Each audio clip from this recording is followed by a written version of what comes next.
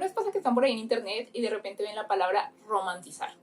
Y que hay alguien por ahí diciendo, es que hay que separar la realidad de la ficción. O que hay una pelea por ahí con comentarios horribles defendiendo personajes horribles. Yo siento que de alguna manera todo eso está relacionado porque todo tiene que ver como con los contenidos que consumimos y los temas o las cosas que se abordan en estos contenidos. Este es un video que quería hacer hace mucho tiempo porque este es un tema que he estado rayándome durante tanto tiempo y como que siempre siento que tengo tantas cosas que decir en esas discusiones de internet, pero que al final siempre paso porque es como algo tan extenso de explicar. En fin, que afortunadamente yo tengo este espacio en el que puedo hablar de esto, así que aquí vamos. Espero que este video les guste. Yo soy Nessa y bienvenidos a mi canal.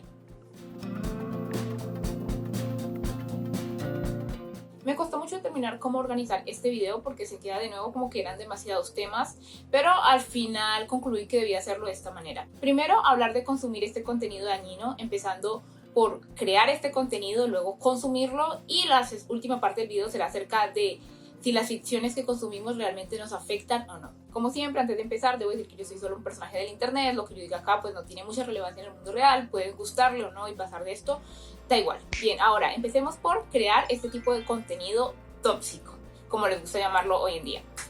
Siento que es la parte más complicada porque yo, por ejemplo, siempre voy a defender la libertad de expresión y siento que los autores, ya sean escritores, dibujantes, cineastas, lo que sea, pueden crear los contenidos que quieran o hablar de los temas que quieran, en teoría. Pero obviamente hay algunas cuestiones por ahí, como por ejemplo, en primer lugar, hablar sobre personas reales, ¿sí? No es como que un escritor o un cineasta pueda coger la imagen de alguien y hacer lo que quiera con ella, no es tan sencillo, porque evidentemente esto violenta la integridad y los derechos de esa persona y pues tus derechos terminan en donde empiezan los de los demás. Entonces pues no existen leyes que protegen la imagen de las personas. Entonces no es solo una cuestión de respeto, sino que también es ilegal, básicamente. Ahora hay un temita por ahí, que es el asunto de los fanfics, que también es un poco complicado. Obviamente hay que separar cuando se hacen fanfics sobre personas reales y cuando se hacen sobre personajes ficticios. Yo pienso que en general los de personas reales vuelvo al mismo tema de los derechos y que si no lo abordas con seriedad o que de pronto esto puede perjudicar la imagen de la persona, pues no está bien porque violenta sus derechos y hasta cierto punto puede ser ilegal. Obviamente con los famosos es diferente porque está esa cuestión de la persona pública, que me parece el término más horrible que pudieron inventarse, sino porque ninguna persona es pública, si público un parque. Siento que deshumaniza y que es horrible y que reduce a la persona a cualquier cosa. Siento que es un término que no debería existir. Siento que a los famosos hay que verlos como personas reales y tratarlos con respeto. Ahora, en general con el asunto de los fanfics, pues hay que recordar que hay una persona real detrás de todo esto, que es el autor. Y pues también están por ahí los fans, pero eso se puede moldear de cierta forma. Pero el autor, sobre todo cuando el autor está vivo, pues es un poco complicado porque si haces cualquier cosa pues va a sentirse irrespetado y de nuevo pues puede denunciarte por esto. Ahora hay otro asunto y es cuando se tratan temas delicados, así como sopa y demás. En teoría, de nuevo yo digo que pues puedes tratar las cosas como quieras cuando escribes o cuando dibujas o lo que sea, pero a ver, yo pienso, ¿no? Como persona y como escritora, como persona que aspira a crear cosas, yo digo, ¿qué hay de la integridad de uno como autor, no? Yo realmente digo, ¿acaso no se preguntan? ¿Realmente quiero crear algo tan mierda? Obviamente si la respuesta es sí, pues adelante, ¿quién soy yo para decirles que no? Pues si son autores mediocres, pues que hagan obras mediocres.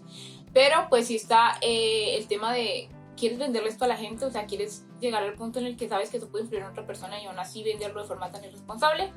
Si la respuesta es sí, pues técnicamente no hay ninguna ley que te prohíba hacerlo. No, depende del país. Pero en general es como que, bueno, al fin de cuentas está la libertad de expresión.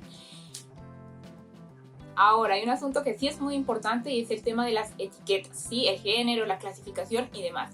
Y creo que esto sí es responsabilidad tanto del autor como de la empresa que distribuye o la plataforma en la cual se publican las obras. Como seres humanos, todos tenemos una responsabilidad con los menores, o sea, una responsabilidad en general, quieras o no. Si eres un adulto, tienes responsabilidad con los menores. Y no estoy diciendo que sea tu responsabilidad como autor criar a los hijos de alguien más, pero sí considero que es importante este tema de clasificar correctamente y poner las etiquetas adecuadas y advertencias, en plan, esto tiene violencia, esto tiene usos, esto tiene esto otro. Y está el tema este de la literatura o el cine juvenil, que sí me parece una cosa peligrosa de la que yo soy muy hater, porque esto se clasifica como juvenil, es decir, que está dirigido para un público adolescente. Pero cuando vas a ver los contenidos de esas historias te das cuenta que son completamente cuestionables y que fomentan todo tipo de comportamientos dañinos. Y hay que considerar que esto está dirigido a un público adolescente. Y obviamente es como, no, es que eso es responsabilidad de los padres, sí, pero está el tema de que si yo como padre llevo a mi hijo a la librería, lo llevo a la sesión de juvenil, y ahí hay un libro que dice que está dirigido para él. O sea, que yo asumo que ya una editorial pues vio este libro y dijo, sí, esto está apto para alguien de esta edad. y luego leo la sinopsis y me habla de un mundo de fantasía donde dos personas se conocen y se enamoran, yo digo, ok, que lo lea, ¿sí? A veces esas cosas salen del control de los padres porque en la sinopsis no te dicen, no, es que esto acá te fomenta la relación más tóxica que habrás visto en tu vida. Entonces sí considero que hay bastante responsabilidad por parte de los autores, las editoriales, las plataformas, a la hora de clasificar estas cosas como juveniles. Y pues al final la distribuidora, ¿qué? Sí, la distribuidora es una empresa que todo lo que quiere es dinero. Pero supone que como uno como autor le importan sus lectores o sus espectadores, ¿no? Uno quiere pues darle cierto contenido, entonces sí considero que hay irresponsabilidad ahí. Es como no se pregunta realmente, quiero poner estas cosas en las mentes de niñitos. Es horrible. De nuevo, el autor no está para criar a los hijos de nadie, pero es que cuando eso está clasificado para personas de esa edad, pues lo van a consumir personas de esa edad, entonces ahí sí hay responsabilidad del autor. Ahora, obviamente volvemos al asunto con los padres, es que siempre está el tema de que no, eso es responsabilidad de los padres y eso, y es verdad, obviamente. Creo que es muy ingenuo pensar que hoy en día como padres se puede controlar qué consumen los hijos. O sea, si no ven estas cosas en la casa, las verán en el colegio, con los amigos, por ahí en cualquier parte, porque existe el internet y en el internet está todo. Entonces es ingenuo pensar que se puede controlar, así que creo que lo único que queda como padres es fomentar el pensamiento crítico en tus hijos, fomentar en los jóvenes, también de pronto como hermanos mayores o como amigos más grandes, podemos fomentar en la gente el hecho de que consuman, pero siempre pensando en qué están consumiendo y sabiendo qué tipo de conductas, aunque las vean en televisión o las vean en un libro, no significa que estén bien. Es lo único, hoy en día es lo único. Obviamente uno puede intentar controlarse a cierto punto, pero pues la verdad es que es mínimo. Ahora, pasemos al segundo punto, que es acerca de consumir contenido tóxico. A ver, en primer lugar, ¿qué carajo es tóxico? ¿Sí? Es muy difícil definir esto, ¿no? Porque hoy en día pues todo el mundo utiliza esta palabra, pero al final es como, bueno, ¿y qué? Así que vamos a intentar reducirlo a contenidos que fomentan o que cuentan, que retratan cierto tipo de conductas o situaciones dañinas, o que también tratan ciertos temas delicados con demasiada ligereza. De nuevo está el tema de la libertad, y creo que como lectores o consumidores tenemos la libertad de consumir lo que nos plazca. A fin de cuentas uno decide qué series, qué películas ver, qué libros leer, qué cómics, en base a sus gustos, en base a lo que disfruta, lo que le causa algún tipo de satisfacción, placer, excitación, lo que sea, uno lo decide en base a sus emociones. Entonces uno pues no se va a restringir de consumir las cosas que le causan este tipo de emociones. No te vas a ir a consumir algo que no te guste porque sí, no. Busca pues lo que le causa sensaciones, y eso es algo que uno hasta cierto punto no puede como determinar. Yo no creo que no haya que consumir ciertos temas o tramas, pero sí creo que es importante hacerlo de nuevo con una visión crítica. Básicamente ese es mi punto para todo esto. Acá hay un pequeño spoiler de la parte final del video, porque mi resumen es que los contenidos que consumimos sí nos afectan. Entonces, basados en esto, yo creo que a la hora de consumir algo habría que preguntarse, ¿yo realmente quiero que esto influya en mí? Preguntarse, ¿quiero que esta cosa, esto que voy a ver, me afecte? Yo creo que hoy en día, y esto sí me raya muchísimo, esto es algo por lo que he peleado mucho, y es que creo que se sataniza el pensamiento crítico, en internet sobre todo. Yo entiendo el fanatismo, gente. Yo tengo un canal de YouTube dedicado a hablar de las cosas que me gustan, a hablar de series, cómics, películas.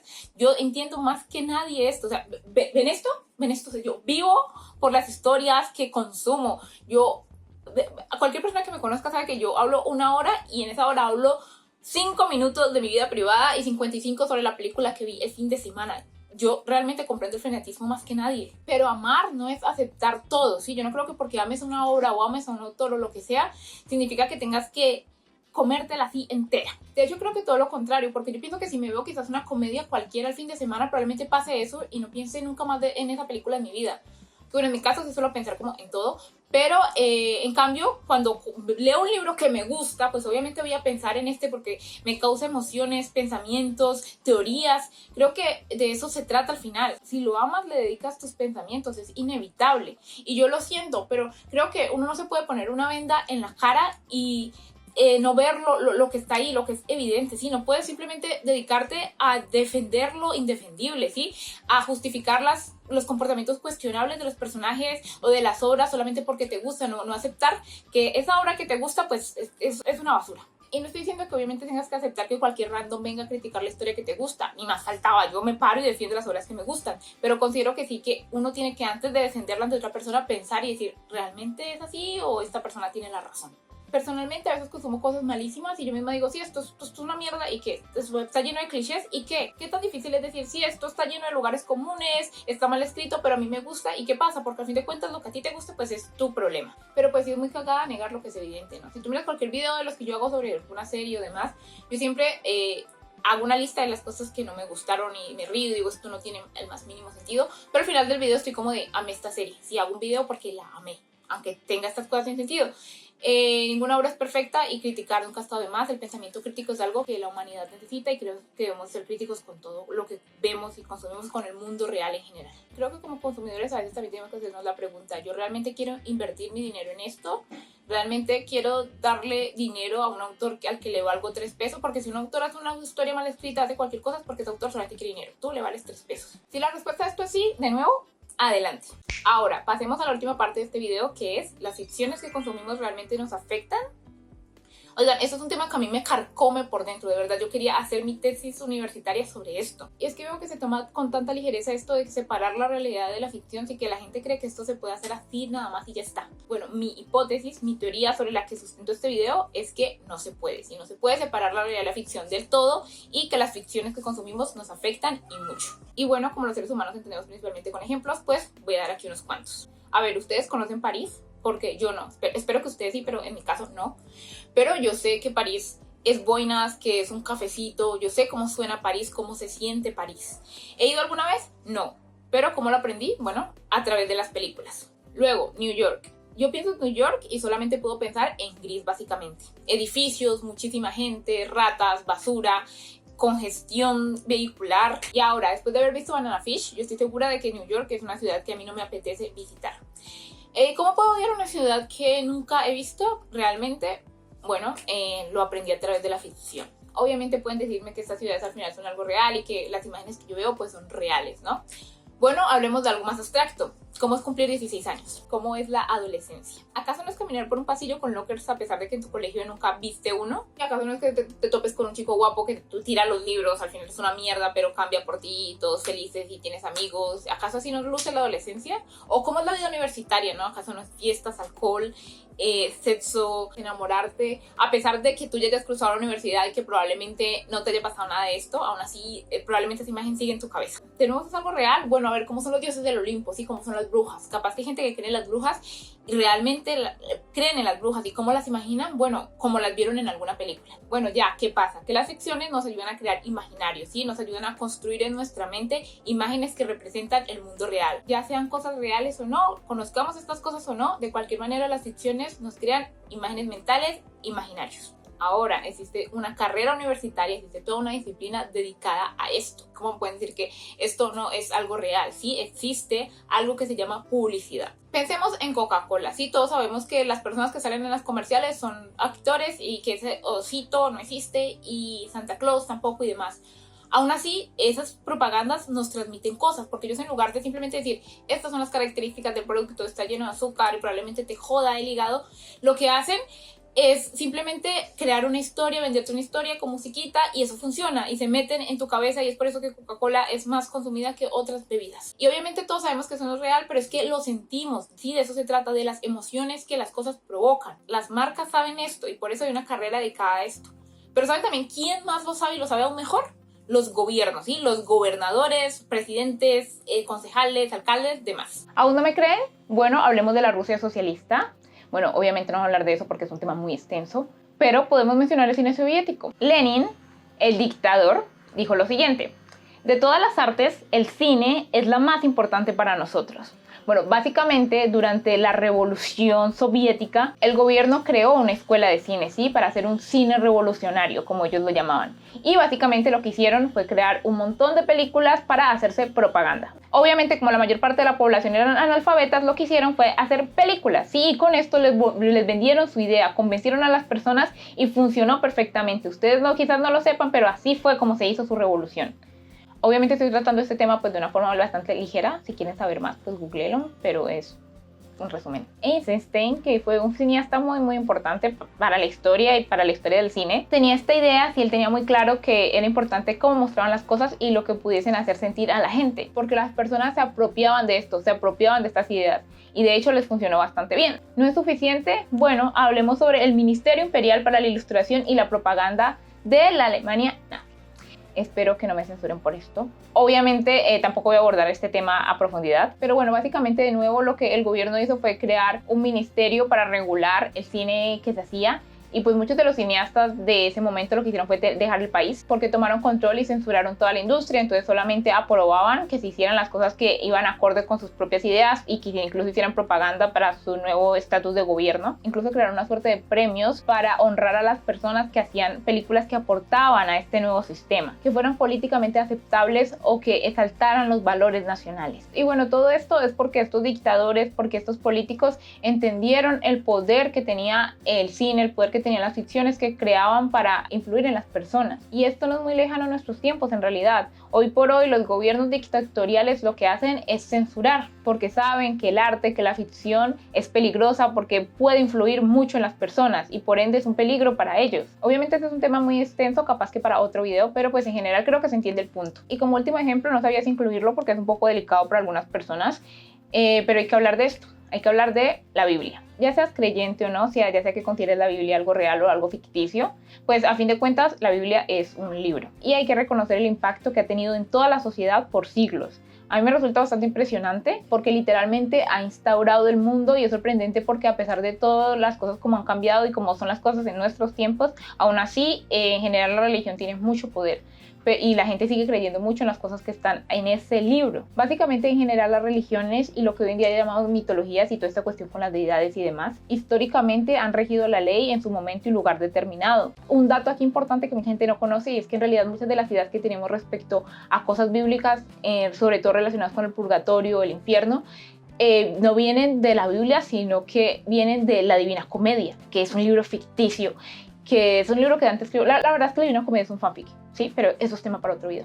El tema es que Dante simplemente escribió esto como una suerte de libro en donde él se pasea por el infierno con su autor favorito que llevaba años muerto y en donde al final pues se encuentra con la mujer a la que amaba y nunca pudo tener. Y es un libro que salió de su cabecita y pues lo que sucedió es que la religión consideró en su momento que eso le servía, que iba acorde con sus ideas y dijeron hagámoslo canon. Obviamente ha habido también mucha gente con intenciones decentes que han podido ver el poder que tienen las ficciones y han intentado usar la pintura, el cine, la literatura para visibilizar problemas, para cuestionar estos sistemas de gobierno, para intentar generar algún tipo de cambio, así como manifestación o como protesta, y han impulsado algunas veces revoluciones. A fin de cuentas, el arte es algo muy poderoso y aunque hoy en día se hagan tantas historias simplemente orientadas a lo comercial o lo que sea, al final el cine o la literatura, la música, pues son arte y por ende tienen este poder, esta capacidad de influenciar a las personas. Y bueno, capaz que ustedes se preguntan, pero ¿por qué sí? ¿Qué hace que las ficciones puedan influir en mí? Bueno, esto es en realidad bastante sencillo, es como neurociencia, pero básica. Obviamente tampoco voy a ahondar en esto porque este no es un video sobre ese tema, pero la cuestión es que tu cerebro y el mío no tienen la capacidad de clasificar las emociones, ¿sí? No tienen la capacidad de separar lo que nos provoca emociones. No es como que tú veas una película triste y digas, tu cerebro diga esto es llanto, pero llanto ficticio, ¿no? Simplemente es llanto, lo asocia con tristeza, con dolor y por ende lloras. Y es que nuestro cerebro funciona por asociación, ¿sí? Asociamos situaciones con emociones.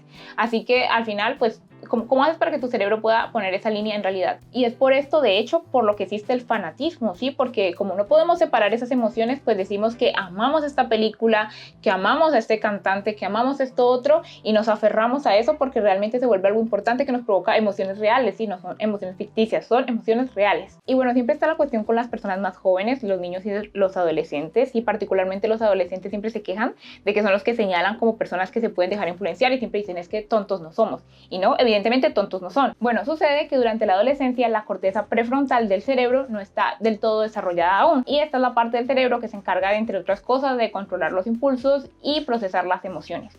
Es por eso que quizás durante la adolescencia es probable que estas cosas nos afecten más y no es algo que podamos decidir o determinar voluntariamente. En conclusión, no lo digo yo, lo dice la ciencia. Y bueno, también la historia y eso. Y bueno, a ver, ¿por qué yo he decidido hablar de todo esto? ¿Sí? No es porque estuviese desocupada, sino porque me parece algo importante. O sea, considero que este tema con las ficciones es incluso peligroso. Todos los días yo estoy por ahí en redes sociales y veo como personas defienden ciertos comportamientos, ven que un personaje quizás fue abusado y dicen, no, es que lo provocó o pues al final lo disfrutó, se ve que lo disfrutó, lloró pero lo disfrutó. Y luego estas personas defienden o dicen un montón de cosas cuestionables y luego simplemente dicen, ay, pero es que es ficción, es un pixel, no se lo toman en serio. Pero se puede entender que esto es como las personas piensan respecto a estas situaciones. Sí, pueden alegarme y decirme que no es así, pero no es la cuestión de la historia que te están contando, sino tu postura respecto a una situación en particular. Es como, bueno, si una persona es violentada por algo que hizo, entonces es su culpa. O sea, eso es lo que el resumen, o sea, el punto general de lo que están diciendo. Y como que a veces cuando ya se ven cercados, como que siempre dicen eso, ay, es que es ficción. Pero al final no es ese caso en particular, sino que es como sus perspectivas de las circunstancias. Y de nuevo, mi punto no es que hay que dejar de consumir estas cosas porque no lo creo. Sí, gente, mi serie favorita es Hannibal, sí, básicamente una serie acerca de un asesino en serie caníbal. Y lo que yo quiero de la serie es que el personaje se libre del FBI y pueda vivir feliz y junto a la persona que quiere, que también es otro loquito. No es como que yo realmente sea alguien que se para muy moralmente y critique las cosas de esa forma, pero simplemente creo que hay que tener ese tipo de conciencia. Sí, yo jamás voy a defender los actos de Hannibal o intentar justificarlo, decir, no, es que como su hermana murió, el man está loco, sí, y yo me alegré cuando fue a la cárcel y así mismo me alegré cuando se voló de la cárcel. Es tan simple como eso porque entiendo que es una ficción y ya está y puedo disfrutarla. Pero creo que lo más importante es aceptar que las ficciones nos afectan precisamente para poder estar prevenidos respecto a esto. Sí, decir, yo sé que esto me va a afectar, entonces tengo que estar en el juego, tengo que estar un poco a la defensiva, voy a consumirlo, pero sabiendo esto y de esa manera no me va a afectar tanto. Tener esta conciencia nos sirve tanto a la hora de pararnos frente a un libro o una película, así mismo como cuando nos paramos frente a un producto publicitario o frente a una ciudad del gobierno. Así nos ayuda a estar despiertos y no dejar como que nos laven el cerebro tan fácil, sea de donde sea que venga esto. Pero jamás vas a poner un muro, jamás vas a poner una barrera entre tú y algo que según crees que no existe. Y hago este video porque yo sé que hay mucha gente a la que no le han dicho esto, que quizás no se lo han planteado, que no se lo han puesto con ejemplos reales. Incluso vi algunos videos en los que trataban un poco este tema, pero siento como que no abordaban como todas estas cuestiones, así que yo quería como realmente poder abordar lo más posible. Sé que hay cosas que se quedan de lado, pero creo que poniendo estos ejemplos y demás, creo que se entiende, creo que en medio de tantas palabras se entiende cuál era el punto de este video. Realmente nunca mi intención fue ofender a nadie. Yo, como les digo, también consumo cierto tipo de contenido. Así que si alguien quiere dejarme algún texto largo ofendiéndome, contradiciéndome, está bien. Yo siempre invito a que comenten, si lo hacen de forma respetuosa. Yo siempre estoy abierta al debate. Si alguien no piensa lo mismo que yo y tiene argumentos para decir por qué, o simplemente me quiere decir, pues no estoy de acuerdo con lo que dijiste, ya está, díganmelo mientras no intenten ser ofensivos, está perfecto. Esto es el internet para esto a fin de cuentas. Y bueno, en fin, que estoy pensando en varios temas para próximos videos que se alejan un poco de las cosas que hice antes, pero sin alejarse realmente. Sí, porque lo digo porque quizás alguien vio los anteriores videos y van a empezar a sentir como de que esto es distinto. Pero creo que sí me gustaría hablar como más en general acerca de cuestiones que tienen que ver con ficciones desde muchas perspectivas. Y nada, lo de siempre, si les gustó pueden darle like, suscribirse al canal si les interesa el contenido. De nuevo, pues si quieren comentar, me agrada que comenten. Eso es todo, por favor cuídense, tomen agua, piensen críticamente. Yo probablemente me vaya a ver alguna serie moralmente cuestionable después de esto, pero estando atenta. Muchas gracias por ver, hasta la próxima. Yo soy Nessa y ha sido un placer.